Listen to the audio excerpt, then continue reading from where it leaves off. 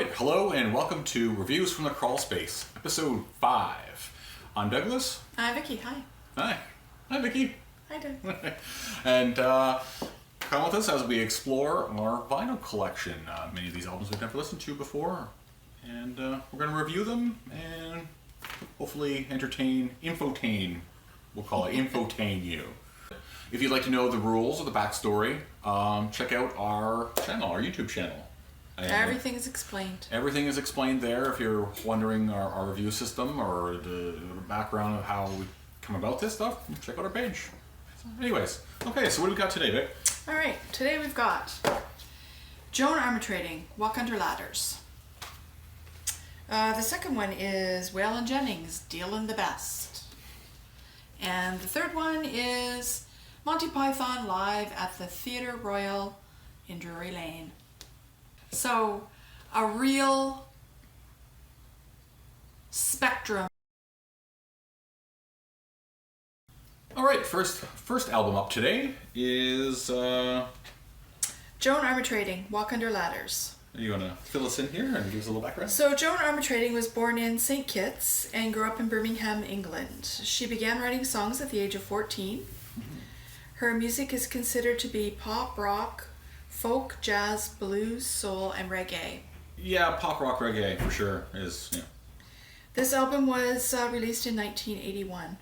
You knew this artist. You're familiar with this artist? Yeah. I was a fan of Joan Armatrading back in the day. And the album just before this, I can't remember what the name of it was now, but I bought that album. Oh, Me, Myself, I. Yeah. I bought that album and just listened to it till I wore the grooves down. So I'm a huge fan of her voice. She's got an amazing voice. Yeah, she has definitely got a great voice. There's no question about that. I'd never heard of her before. So you want to give us a rundown of the songs? Of the songs that are on. So side A is I'm Lucky, When I Get It Right, Romancers, I Want to Hold You, and The Weakness in Me. Side 2 is No Love, At the Hop, I Can't Lie to Myself, Eating the Bear, and Only Me. Oh, it says only one. Oh, only one. Yeah, only one. I can't read my own writing. That's not good. So side 1, I will say that there was a couple songs, like I said, that sound familiar. And there was one song, I think because Thomas Dolby had actually done Yeah, I'm keys. Lucky, yeah. I'm Lucky, okay. And it's, you know what? That's a solid lick in there he's got. I really like that loop that he's got going in there. And the singing is not so bad, but then when it brings in that saxophone, it's like, no. If you don't know this by now, if I haven't mentioned it about a million times, those 5 episodes in, so I've probably mentioned it 5 times. I hate the saxophone. There's nothing, easier way to destroy a song than have saxophone in it. And I was really digging, like, some of these songs, the groove in them is pretty good. I'm Lucky, like, that synth part, and even with her voice, is really similar to some of the electronic stuff that we'd listen to today. Yeah. And you mentioned that you loved the synth part before we even realized that it was Thomas Dolby. I was like, it was because it's a pretty solid part. Like, yeah. I don't know whether there's saxophone in that song, but there definitely is sax on some of the others. Yeah, and that's a bummer because once again, some of those songs... It's a deal breaker. It is a deal breaker because some of those songs, by them without the saxophone, if the sax was replaced by guitar part, those would be some really solid songs. But that's pretty typical. Like I said, this album's from 1981, and that's pretty typical of the era of music, that there was saxophone in a lot of stuff. I think this is one of those albums where I think if they were to take these songs and do them more now in modern, remove that sax and put guitar parts and stuff, that these songs probably be somewhat decent hits again. Yeah. Like, they're pretty decent songs. Like, and I'm pretty sure that she's still making music. Like, she's still recording. Still going, yeah, for sure. So, yeah, this is, like I said, this is just a weird one because I'd never heard of. So, for you, is there any songs that stand out that you know or you like? Or? I knew I'm Lucky, but the rest of them, no. There was a few on there that kind of sounded like they belonged in 1980 movie soundtracks. But, it's definitely soundtrack-ish. Other than that, no. I don't want to put her in like the Tracy Chapman category because I actually think that she's got a bit more range, like not necessarily vocal range, but I think she's just a little better artist in terms of. And don't get me wrong, Tracy Chapman's got some good songs I like, but there's just she just seems to have more. The whole pop rock reggae soul is that's definitely the right way of putting it, because they're definitely her heavy influences there. Yeah, so. definitely. And the reggae thing gets played out because a lot of these albums that we listen to, especially from this time frame, I mean, honestly, the 80s, it was a huge influence, but it just gets tiresome. And it was in everything that we've listened to almost, except for Shikika McGee there. So, okay, well, first let's talk about I'm going to look at the artwork here, and it's probably going to make it all. She paid somebody to do that, and honestly, that's nowadays that's shit you turn out in like grade 5 computer class. Yeah, it's very basic. Just a picture of just her on the front and the back both. Yeah, and the back she's just leaning against. Actually, that would have been a better cover. Yeah, I agree with you there. Yeah. So that would have been a much more interesting cover than what's there. She's having a good time. The text is off center and skewed a little bit. Oh, okay, interesting. Yes. Oh, okay. That sleeve is the wrong sleeve. Oh. That sleeve is not the right sleeve. This is the right sleeve. And actually, even this one here would have been a better album cover. Yeah, that's for sure. That's actually a beautiful photo. It is. So I don't know what album that one is from. I can't figure it out. But it's the wrong one, and this is the right one here, and it's actually in excellent condition. It's just kind of interesting that it's the first album we come across where it had the wrong sleeve. It actually threw me for a loop when we were researching it, because I just took it out, and this first one, this white one didn't come out with it, just the red one, and it's got all the wrong songs on the back. So we're listening to it, and I'm waiting for these songs. It's just like, it's not happening, and Vic's talking to me about stuff. I'm like, but nothing is matching. It's because it's the wrong sleeve, and then when I looked at it, and the vinyl confirms. So other than that, it's in great condition. I'm going to assume this came later from a more recent edition. The album's in perfect condition, like the actual vinyl itself. The sleeve's in perfect condition. It's got no rip to tears. The value on this is the lowest value is 4, the mid value is 4.15, and the highest value is 5. So not too much of a. No, that's too much. And that actually kind of seems reasonable. Like, there's probably a lot of these albums out there. They're probably produced quite a bit, and like I said, it seems reasonable. Rating, yeah. I don't really dig a lot of this 80s pop stuff, but I don't think this deserves to be binned at all, like thrown in the garbage or anything like that. So, it'd be somewhere between Crawl Space or Collection. Just because it's not horrible. Like, I mean, there's some stuff to like there, but it's not the greatest. It's probably not even the best stuff that she's done. No. Crawl Space, I'm gonna go with Crawl Space, I think. Yeah, I would definitely go with Crawl Space on this one too. There's better stuff of hers that I like, and but this would be something I'd pull out and listen to once in a while. All right. Well, there, we agree on that one. Yeah, well, isn't it no fun? We actually agree on something. All right, there you go. It's that Joan chick, and she's standing there.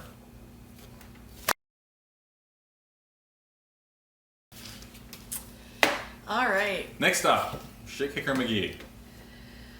Waylon Jennings. All right, you want to fill us in a little bit? Because I will say some of this, like filling in, I didn't really know. No. If there's one thing that we've figured out during this, like even just in a few episodes, is that we're learning a lot of things about artists that we didn't know before. So Waylon Jennings was an American singer, songwriter, musician, and actor. He began playing the guitar at the age of 8 and performing on radio at the age of 14. An interesting fact that I did not know about Waylon Jennings is that he played bass for Buddy Holly. In Clear Lake, Iowa, Jennings gave up his seat on the ill-fated flight that crashed and killed Buddy Holly, J.P. Richardson, and Richie Valens, and Roger Peterson. So yeah, that was something I absolutely did not know about Waylon Jennings. It's pretty mind-blowing, and I don't know what in his head was telling him not to get on that plane that day, but holy shit. It was pretty good. Yeah. So this album is a compilation put out by RCA as a special project in 1985. And it's got a lot of his classics on it. Right. We're burning film, just like film's just burning up right now. The very first song, Lukenbach, Texas, and Willie Nelson does some vocals on that as well. The second one is Good Hearted Woman, again with Willie Nelson. I'm a Rambling Man, Walk Out of My Mind. Are You Sure Hank Done It This Way? Can't You See, Only Daddy That'll Walk the Line, and the word surprise. Wurlitz surprise. World surprise, yeah. That was just the first side. The second side is Amanda, Brown-Eyed Handsome Man, Are You Ready for the Country? You Can Have Her, This Time, Rainy Day Woman, and Come With Me. So yeah, I'm just gonna say by the first side here that honestly I knew, like, I don't necessarily like those songs, but I knew all those songs. Yeah. I'm not a country music guy, and I knew those songs. Yeah, because a lot of them you hear them so many places. Well, that's it, and not only just him doing it, but they've been covered. We actually had a conversation about one of these songs. Was it Rambling Man? No, it was Can't You See? Oh, Can't You See? Yeah, we had a big discussion because we thought it was the band. We thought it was the band, yeah.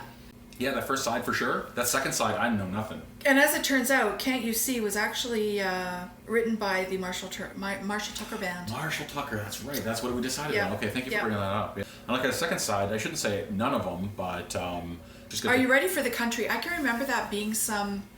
Didn't they use it in some sort of football? Yeah. Capacity. Yeah. For like Monday Night Football Something like or something. that. Yeah, totally. But yeah, the rest, Rainy Day Woman, of course, is a classic. But the rest of them, I really hadn't heard much about them either. So if you're a country fan, this is a great album.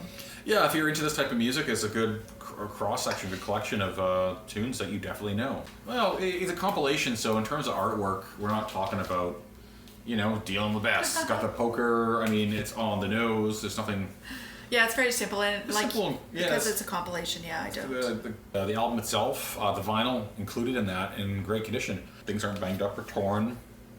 I'm probably doing a little scan right There's now. a little tiny wear and tear on the album itself. on the album cover. Oh, and then the album cover itself, but everything else, like, it's got one of those plastic covers, which I am not a fan of, because they never go in properly. Yeah. Interestingly enough, the cost across the board, both small, medium, and large, was $15.56, which surprises me because it's a compilation. Sure. Okay, so into ratings now. This is a tough one because I'm not a country music fan, but I can appreciate the songs and the compilation, where it's just a compilation, so it's not like a single individual great album, but I don't know, I think Dumpster's a little too harsh. I do too, yeah. So I'm going to go again with Crawl Space. Yeah. And last but not least, for this edition, Monty Python, Drury Lane.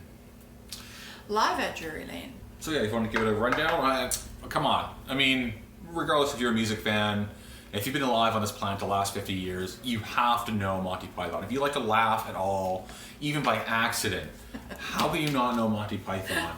Every generation since like, when did they come out? This mid-60s? Oh, you know what?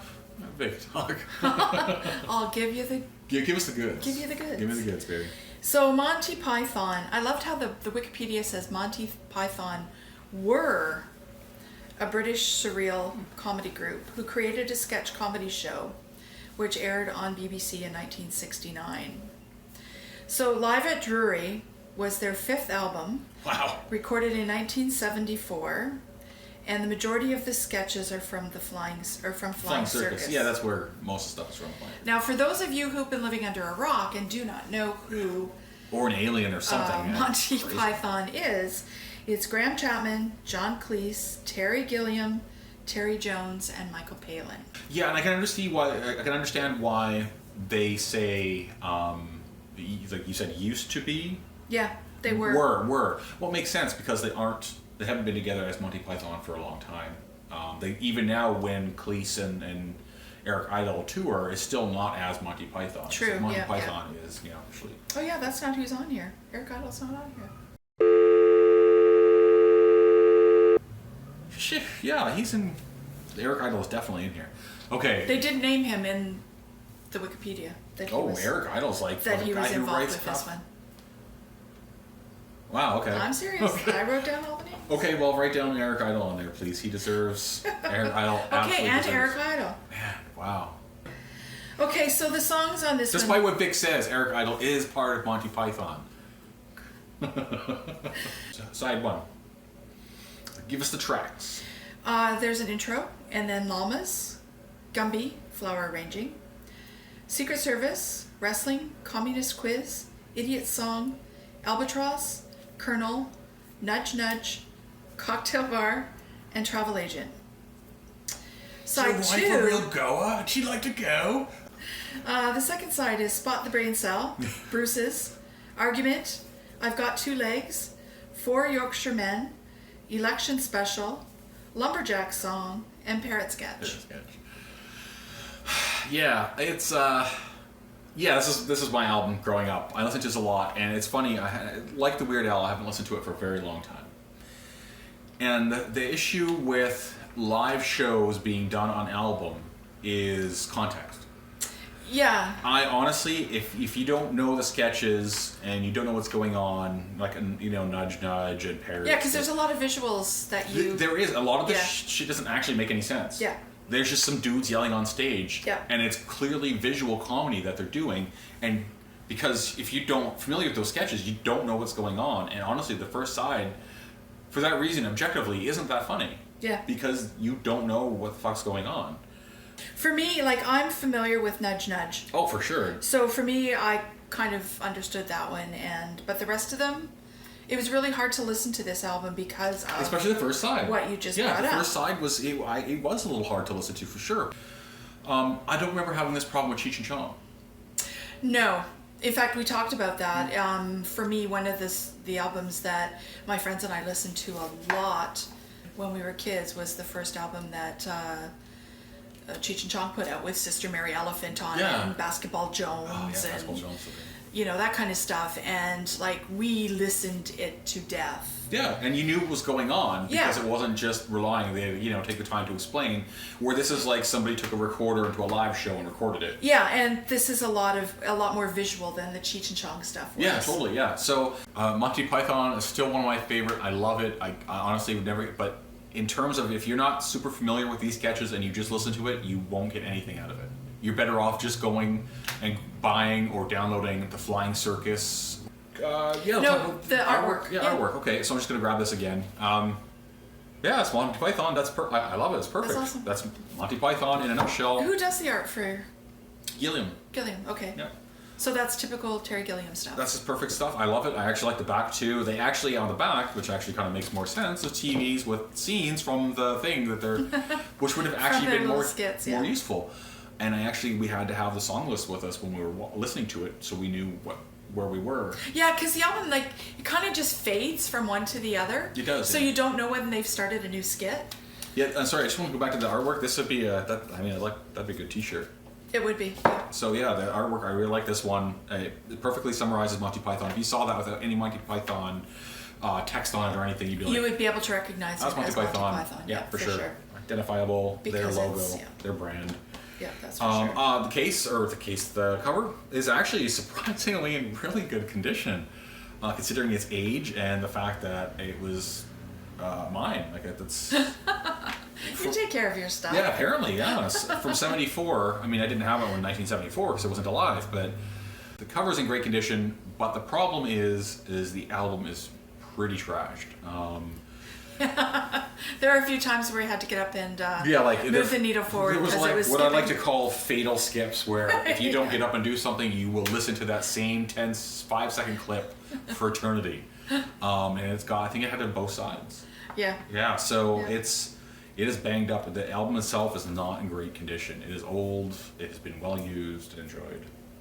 So the price range, what are you looking at? The price range, the lowest quality is $3.93. Mid quality, $6.50, and high quality, $8.16. So, as you can see, it really it's not going to make or break your financial situation as far as your album collection is concerned. Okay, so I guess we're review time. Yeah, ratings. Review For time. me, it's not dumpster. It's Monty Python, for God's sakes. So I could not bear to put it in the dumpster. No, but however, I will say it could be just based on on the quality of the album with its skipping and stuff. Fair enough. But I'm with you there because of what it is and some of the sketches on there, you can't just dumpster it. And a lot of these sketches, if I really wanted to see them, I would go seek them out on YouTube. Mm-hmm. And you'd enjoy them probably more. Yeah, exactly. A lot more. So yeah, like I said, I can't put this one in the dumpster because of Monty Python. Yeah. So for me, it's back to this the crawl space where it will probably. And I'm going to go with collection just because I would whip out lumberjack, parrot, nudge, nudge. Yeah, I'm going to go with collection, I think. Okay. Because I don't think there's a wrong one. Either way, collection, crawl space is going to pull out once in a while. You listen to it a couple of times, like listen to the skits, and that's it. But yeah. You can get this collection anywhere. All right. Okay. Monty Python live at Drury Lane. So there we go. Monty Python down. All right. There you go. There's the 3 for this episode 5. Like, subscribe, share, comment.